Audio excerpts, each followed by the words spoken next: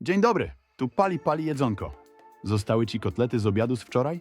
Znudzony kurczakiem? Pokażę ci sposób na pyszne danie. Ja używam kurczaka wędzonego, ale wydaje mi się, że wersja z kotletem będzie jeszcze pyszniejsza. Usmaż jajka na patelni. Prawie codziennie jadłem to na obiad, kiedy byłem studentem. Proste, ale pyszne. Spróbuj. Pokrój cebulkę.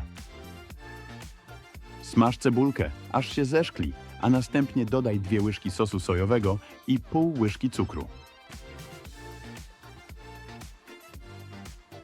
Najpierw rozpuść cukier mieszając, a gdy sos sojowy zacznie się gotować, wyłącz ogień. Nałóż wszystko, co ugotowałeś na ryż, a następnie dodaj porwanego kurczaka. Jeśli masz w domu nori, również porwij je i dodaj na wierzch. Smacznego!